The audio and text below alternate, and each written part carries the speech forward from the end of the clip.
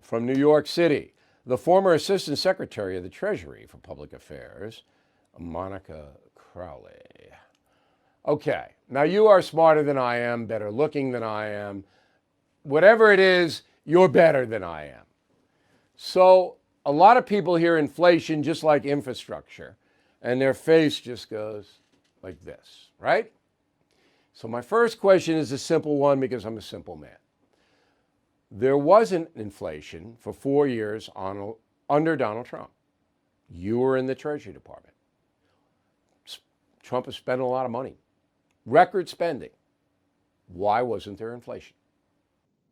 President Trump did spend a lot, Bill, and so did Republican Congresses as well. But the reason we did not have inflation in the Trump years is because, number one, interest rates were very low, so it made government borrowing a lot less expensive, and because we had a growing, thriving economy. And when you have a growing, thriving economy, more money comes back into the Treasury. So you had no inflation, you had strong economic growth, strong job creation, and strong wage growth. Okay, let me stop you. So it was a Goldilocks economy.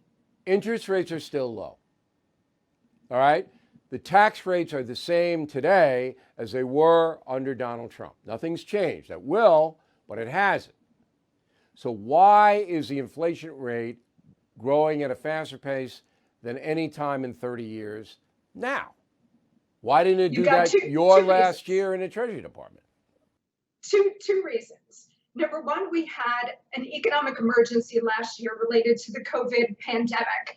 And when you've got an emergency level spending is totally justified. So because we had a wholesale shutdown of the US economy, the government had to step in. So there was about $3 to $4 trillion that was pumped into the economy to try to bridge the gap between the closure and the reopening of the US economy, which started last year. This was an unprecedented fiscal and monetary response. So between the CARES Act and what the Fed did in terms of standing up emergency lending programs and pumping all this money into the economy, you had about $4 trillion over the course of last year sent into the US economy. That's number one. Number two, what you have is Joe Biden already has spent $2 trillion. He's looking for an additional $3 trillion in social spending and quote unquote infrastructure spending. And then you've got a nearly $6 trillion budget, which he and Bernie Sanders and AOC would like to push through. So if the Biden administration is able to get all of their desired spending bill, you're looking at over $10 trillion in spending this year. So the system is so awash in money, whether it's already been allocated or whether it's being proposed, that this is why you're seeing a rise in prices. In addition to the fact that the economy is reopening, so you have all of this pent-up demand going on, especially with airlines, hotels, restaurants, bars. People haven't been outside in a year and a half, so they're out there spending money, So and that's willing also to driving spend, prices up. and when consumers are willing to spend, companies raise their prices and small businesses raise their prices. All right. So there's a lot of money coming in, and that means the money that we have in the bank that we've saved, that goes down in value, correct? That's correct. So okay, what stop. Okay. All right. So I have money in the bank. The money I have, I get a statement every month. The spending power of that money is declining. It's on the decline. All right. When will I know that I'm getting hurt? See, most people don't know. They have the money in their wallet, they go out, they buy dinner, they get gas, they know they're paying more, but they don't know the existing money they have is losing value. Will they ever know that? The press won't tell them that. You know that. No. That's a blackout. Right. You're not going to, maybe the Wall Street Journal will tell you, but that's it. So when are they going to feel that pain?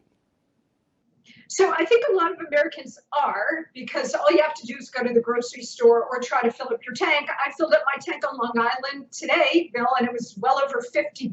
I almost fell over. So I think the American people are generally aware that prices for everyday items are climbing. The problem here is that on a parallel track, you've got wage inflation also going on because the government has paid more for people largely to stay home rather than go back to work. So businesses of all sizes have been competing with the government to try to bring their workers back. I think it's going to take a year. I think this time next year, late June next year, there's going to be a substantial shift in the economy downward. Because the COVID spending will be all gone. Prices will be almost out of reach for some people, particularly the poor. And, but Biden and the big government Democrats, the progressives, they want to continue to send money to people. All right. So you basically wouldn't be working for yourself or for a company. You'd be working for the feds in Washington because they're going to send you more and more and more and more and more. Big article in the Wall Street Journal today about that. That they're setting up a system where you have to vote Democrat because they're going to send you money, whereas the Republicans are going to get in, they're going to cut all that. So therefore, the people who want the money from the government are going to vote Democrat. That's pretty much what it is, isn't it? Yes, their desire is to reshape America by re-engineering the relationship between the economy, the state, and the individual. They want ever-growing dependence on the federal government. And that's why in Biden's budget reconciliation bill that he also wants to push through, he's got a $2 trillion tax increase in there, but it's also chock-a-block with all of this new social spending. And the difference here, Bill, is that all of these new entitlement programs that he's proposing reach right into the middle class. So they want to get the middle class ever more addicted to government and government spending. Yeah, once those tax rises go up, that's going to be the beginning of the end for Biden, because that'll change the way corporations do business, small business. Then you're not going to see the robust hiring that you see now, okay, because companies are going to have to be paying so much more to the feds and the states. They're going to lay people off. They're not going to invest in research and development and on and on. All right, Monica, that was very fun. Thank you for helping us out, and I hope you'll come back anytime you want to come back, because you liven up the program. Thank you so much, Bill, and it's great to be back with you. Thank you. Fellow Americans, I am concerned about the U.S. dollar. Huge debt, as you know. Will it stay as the world's reserve currency? That's why now more than ever, I recommend you diversify with gold and silver. And the only company I recommend, and have for years, is American Hartford Gold. I trust them. I've personally done business with them. They sell physical gold and silver delivered right to your door or put inside your IRA. And they make it very easy. So call them right now. Make sure you tell them Bill O'Reilly sent you, and they will give you up to $2,500 of free silver on your first order. Since I have been recommending American Hartford Gold, gold shot up more than 40%. Silver, more than 60%. So don't wait, call them now, 866-501-5201, 866-501-5201, or text Bill to 65532. Again, that's 866-501-5201, or text Bill to 65532. Bill O'Reilly here. Thank you for watching this video, and make sure you subscribe to the First TV YouTube page. Just hit the big red subscribe button below, and you'll get clips and highlights of my program, The No Spin News, every single day. We'll see you soon.